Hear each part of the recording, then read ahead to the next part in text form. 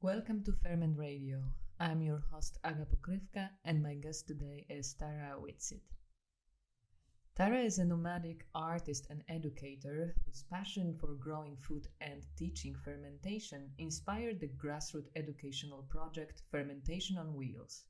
Tara has been driving across the USA for over 7 years, sharing starter cultures, the history and science of fermentation, as well as countless stories that she has gathered on the road. Together with millions of microbes, she is now rooted in the Kittatinny Valley, New Jersey. Hello, Tara. Could you tell us about yourself? My name is Tara Whitsitt, and I am based in Northwest New Jersey. So it's a rather rural part of New Jersey, but I'm also close to New York City. And before this, I was traveling with my project, Fermentation on Wheels. I traveled for about 6 years, and I started out on the west coast of the United States, where I had been living. And Fermentation on Wheels is a social art project. So I took a old military bus and I turned it into a fermentation lab. It's also a workshop space and a fermentation library.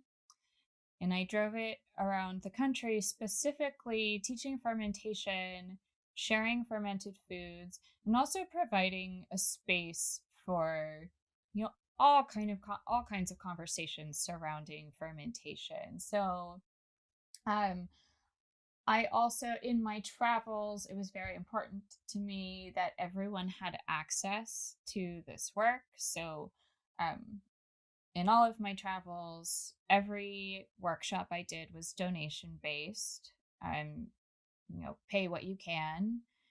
And I also had a very large collection of starter cultures. So like sourdough starter, kombucha, water kefir grains, vinegar mothers, that I would share and sell to people attending workshops.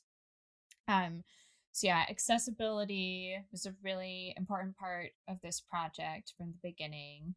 And then also the creativity, bringing some level of so fermentation is this very versatile practice. And I think that a lot of people approach it thinking, oh, this is like a science that I need to understand. It's not exactly necessary to understand that to produce something delicious and, nutritious, very beautiful. Like the entire process is extremely mesmerizing. And I've always just seen it as such an incredible art form.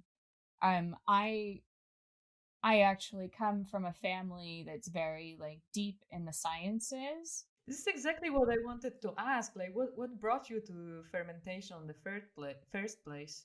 So it was not my family life, for sure. And actually my family, given that they are scientists or wrapped up in the sciences in one way or another,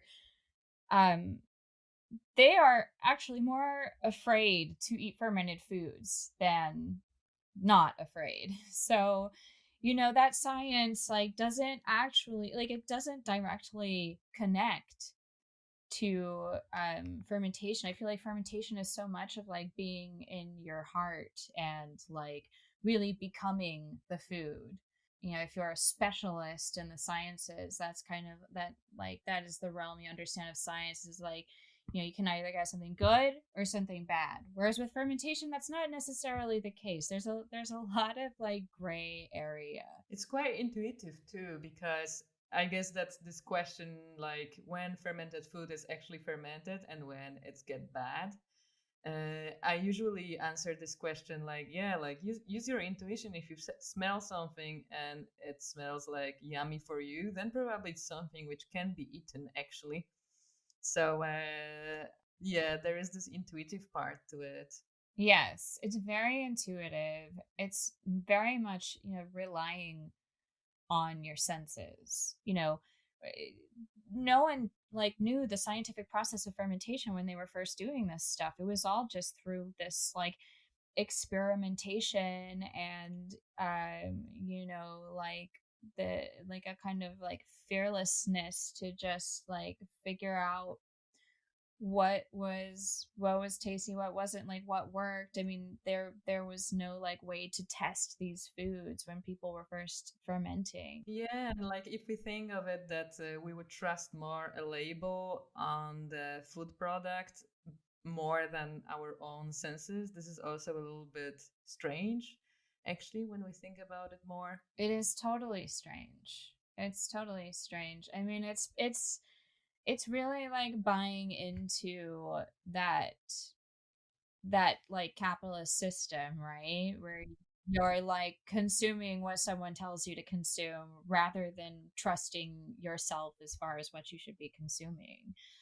And so like I feel that fermentation is also very liberating. It's very empowering for humans. It's really like taking control of your food. Um, I was first introduced to fermentation in it was 2011 when I was living in New York City, and I met someone at my local farmers market who wanted to introduce me to fermentation in one way or another, and we decided to make sauerkraut together. And it was a very revelatory moment for me, like making sauerkraut, at least like, the weeks that followed, or the week that followed, even the days that followed, because we made this sauerkraut. We made it with green and red cabbage, chopped it, salted it, put it in a jar, pushed it below the brine, and then I kept that in my kitchen. And I just watched it, and I mean, it was very mesmerizing, and it's like transformation of like the colors were changing, and I could see like bubbles rising up. But it also made me realize how little I knew about all of the hidden life forces surrounding us, and like how that plays into our lives. And I think I also realized in that moment, like my disconnection from like the greater arena of life. And that really motivated me to explore uh, soil and more rural areas, and just, like really get out of my comfort zone.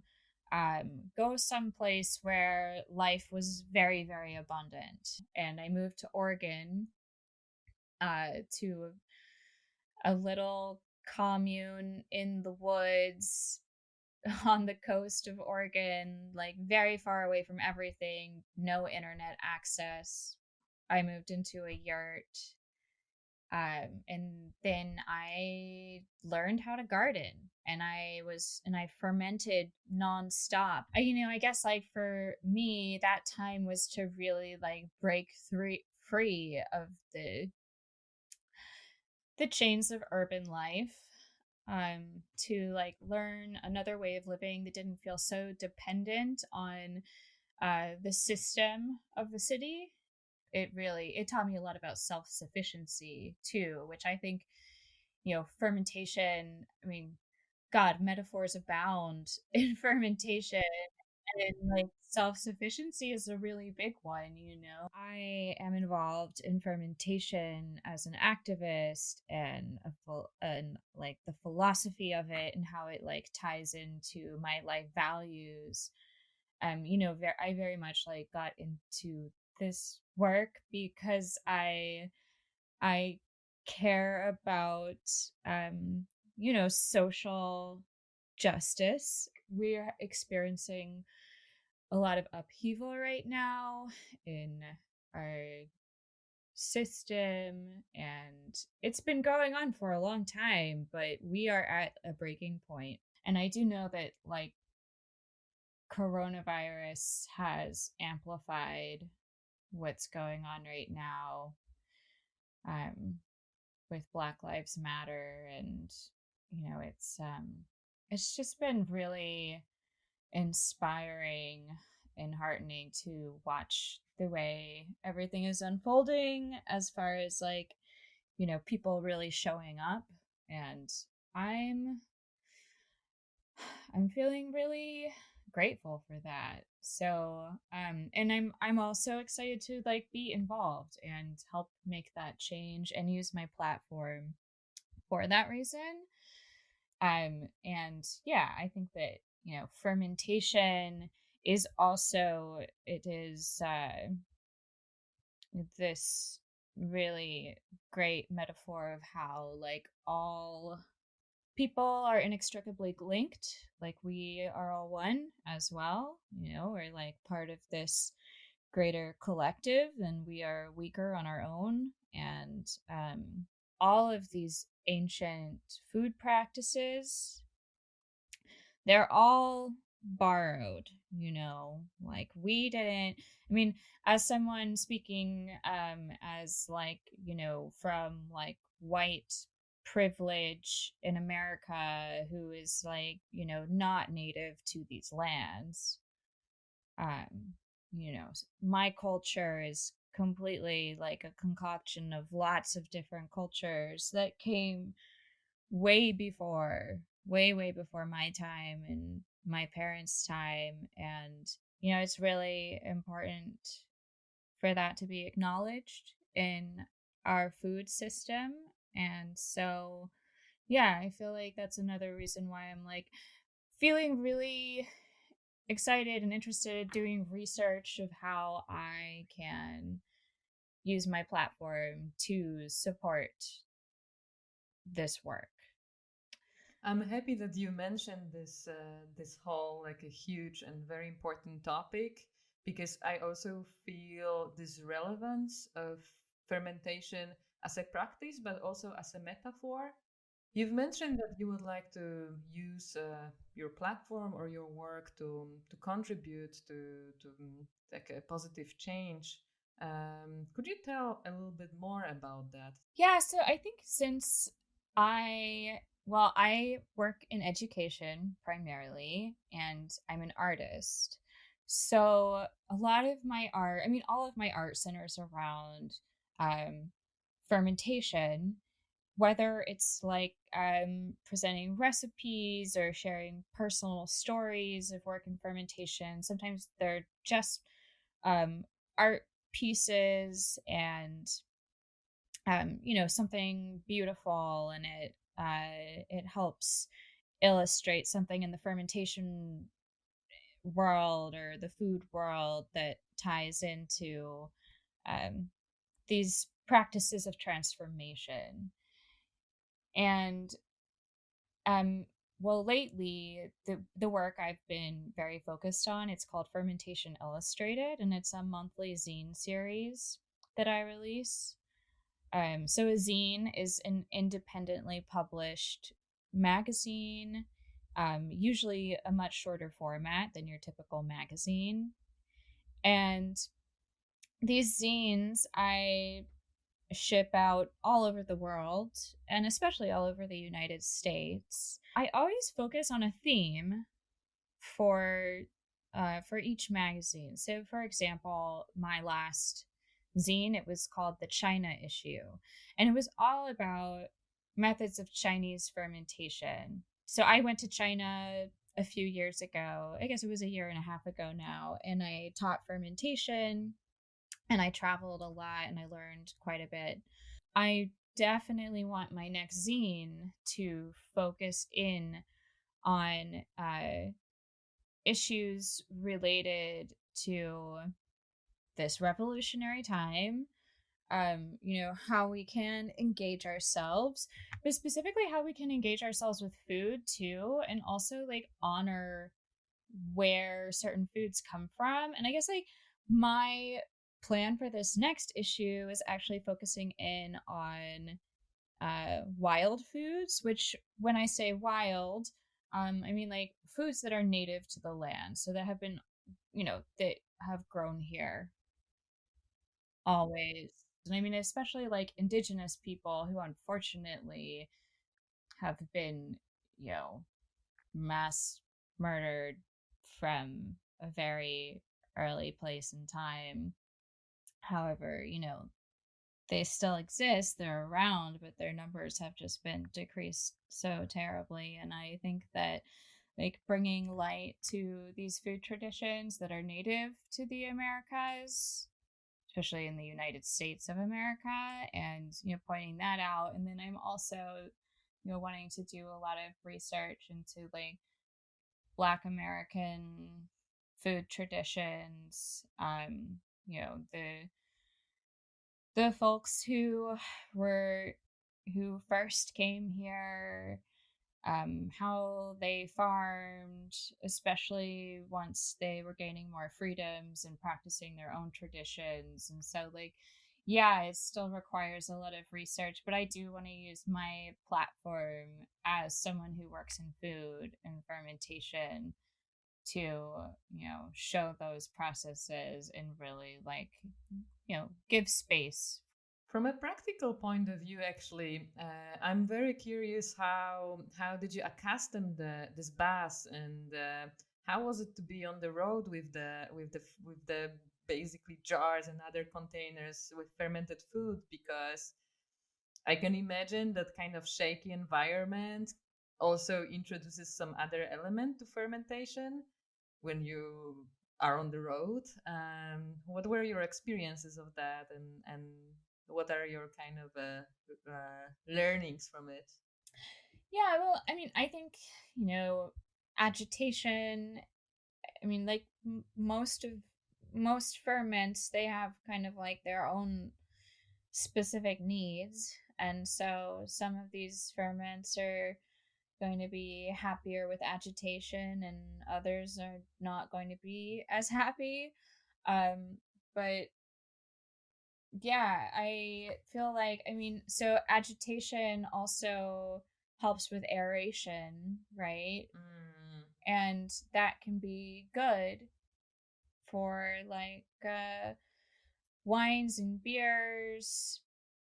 It prevents like this yeast layer of growing on top. But then, like for kombucha and vinegar, I mean, it can be very difficult to grow a proper SCOBY. I mean, things are still fermenting, but if you're moving fast, then your SCOBY will just, it will very quickly not be destroyed, but it will never mature into into a nice full mother. So, there's that. But I mean, I wouldn't say that I had huge challenges with my ferments while on the road. It's extremely secure. Like, I have this station I built, and it's made with birch wood, and it's like 2 tiers. And the first tier holds all of my carboys in gallon jugs. So anything that is, it's mostly like aging vinegars and wines and beers. And then the top tier is all for vegetable fermentation and starter cultures. I have kombucha and, it's like mostly gallon jugs. But I have the capacity for 40 to 50 gallons of fermented foods at any given time. And then the top of that station is just this really nice piece of maple wood that, it's my kitchen counter. So one of my kitchen counters. So my bus is built out as a home too. So I'm in my bus right now. I live in my bus. It's been stationary. That's great. Yeah, it's been stationary for 1 year. I am living in a place where I have access to large gardens, and that's kind of been what I was looking for. And I also wanted to be back on the East Coast, close enough to urban life where I feel like I can make impact in urban lives, but far enough to where I can grow my own food and, just have space to like be in nature. And yeah, experience the natural order of things, which I very much think is like, that is fermentation. Like I live, my life, like I am like acknowledging that life is one big fermentation project, and I want to be close to that. So I do feel like that requires um being outdoors, working with plants, being with the life cycle of everything and in a natural environment. Like that's important to me. So, but anyway, so I'm stationary right now, and before I moved, so during my busy season, that would be like spring, summer, fall. Um, I would teach, say, 3 to 5 classes a week, and I'd go to different community centers, farms. I worked with a lot of different nonprofits. I also did work in public school systems, working with kids. And yeah, I would drive my bus to where I was going, and then people would come in. And that's when I'm moving the fastest. But um, even given that, it's not like I would drive from Texas to New York in a week. Like that wouldn't be possible. It's like I would be in Texas for like a month, going to every city I could. Many stops. Many stops. Yeah, I mean, like I would really concentrate my time in a place to make to reach the most people. So yeah, and it's also like, this is a slow moving vehicle too. There's a lot of logistics that go into making all of it work. And I love it, but I think there's also a time to like sit back and plan. And really my goal in the future, what I'm planning for, is to get a shorter vehicle that will be my fermentation space.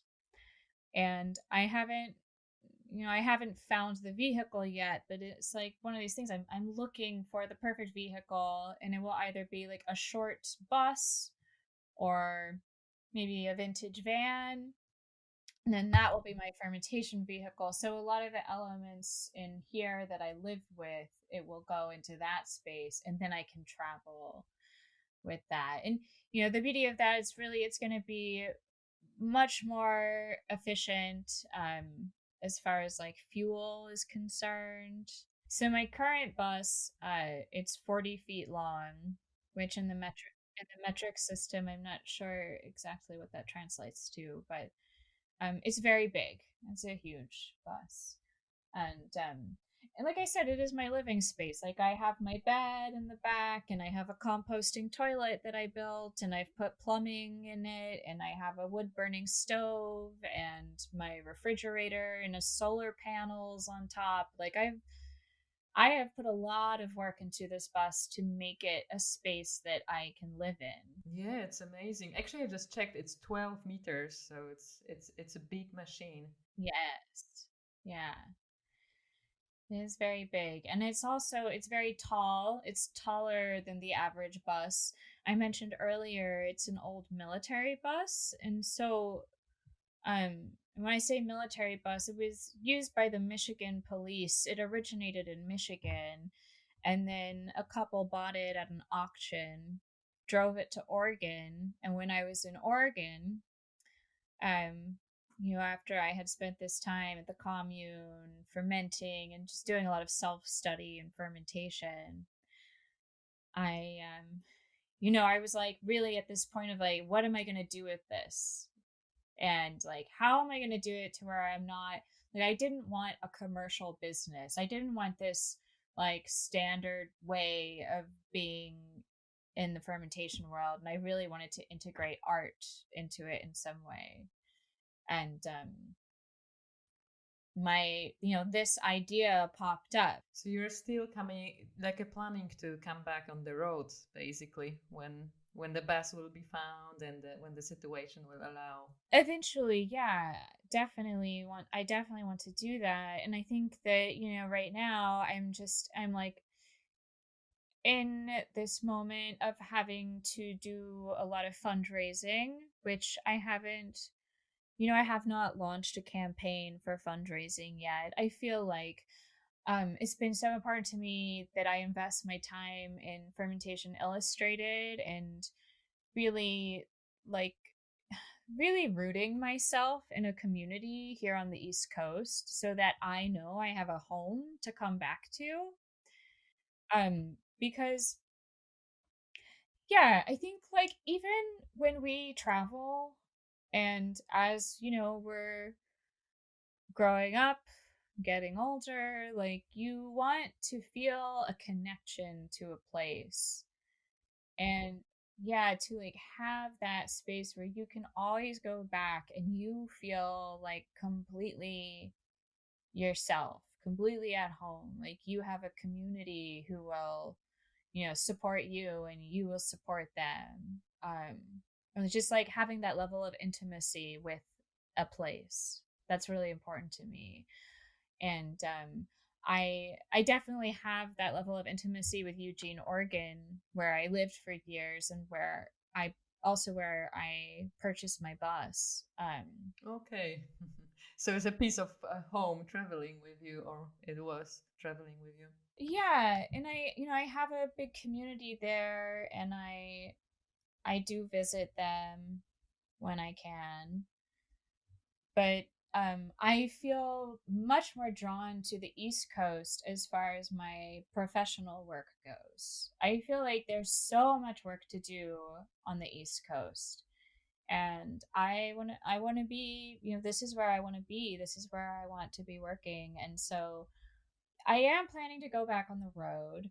However, I want to establish myself in, a space where I feel rooted first. And I do need to raise money to get that work going because I definitely want to approach it in the same way I did with the original bus that I drove around in my bus where I'm, like I said, where I'm living now, where um, everything is very accessible. I want to continue doing donation based work when I'm traveling.